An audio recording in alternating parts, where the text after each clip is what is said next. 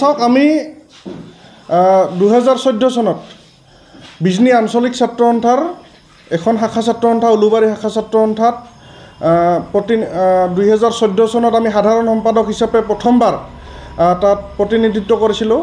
তাৰ পিছতে বিজনী মহাবিদ্যালয় আছুগত পৰ্যায়ক্ৰমে বিজনী আঞ্চলিক ছাত্ৰ সন্থাৰ সভাপতি, তাৰ পিছতে জিলা ছাত্ৰ সন্থাৰ বিভিন্ন বিষয়বাব উপসভাপতিৰ দৰে বিষয়বাব, তাৰ পিছত 2022 চনত সদৌ চিৰাং জিলা ছাত্ৰ সন্থাৰ সভাপতিৰ দৰে দায়িত্ব আমাৰ ওপৰত কেন্দ্ৰীয় সমিতিয়ে অৰ্পণ কৰিছিল। আৰু 2022 চনৰ পৰা আচলতে 3 বছৰ আমি সদৌ চিৰাং জিলা ছাত্ৰ সন্থাৰ সভাপতি হিচাপে কাৰ্যনিৰ্বাহ কৰিছোঁ। আৰু যিটো আমাৰ পদত্যাগ, আজি আমি সন্মানীয় সদৌ অসম ছাত্ৰ সন্থাৰ কেন্দ্ৰীয় সভাপতি উৎপল শৰ্মা ডাঙৰীয়াক আমি পদত্যাগ পত্ৰ প্ৰেৰণ কৰিছোঁ।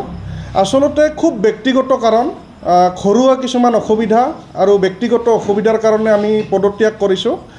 আৰু ছাত্ৰ সন্থাৰ মজিয়াখন আচলতে খুব আপোন, আৰু যিমানবিলাক চা চিনাকি হৈছে, ৰাইজৰ লগত যিমানখিনি আচলতে কাম কৰাত আমাক আচলতে দায়িত্ব অৰ্পণ কৰিছিল এই ছাত্ৰ সন্থাখনে, সেইকাৰণে ক'ব বিচাৰিছোঁ ছাত্ৰ সন্থাৰ পদবী বাদ দিলেও ছাত্ৰ সন্থা সদায় আমাৰ মন মগজুত থাকিব।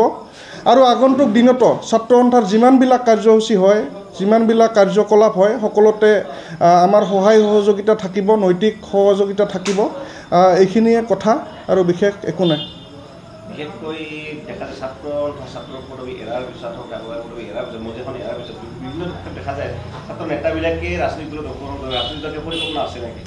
চাওক, এতিয়ালৈকে কোনো ধৰণৰ পৰিকল্পনা নাই। মোৰ আচলতে খুব ব্যক্তিগত কাৰণত কিছুমান অসুবিধা, ব্যক্তিগত অসুবিধাৰ কাৰণত যিহেতু অনাগত দিনত ছাত্ৰ সন্থাত সময় দিব নোৱাৰিম, সেইকাৰণে খুব ব্যক্তিগত কাৰণত যিহেতু জিলা ছাত্ৰ সন্থাৰ সভাপতিৰ দৰে গুৰু দায়িত্ব ল'লে আচলতে দিনে নিশাই কাম কৰিব লাগে, ৰাইজৰ কাৰণেই হওক, বিভিন্ন শিক্ষাৰ্থীৰ কাৰণেই হওক।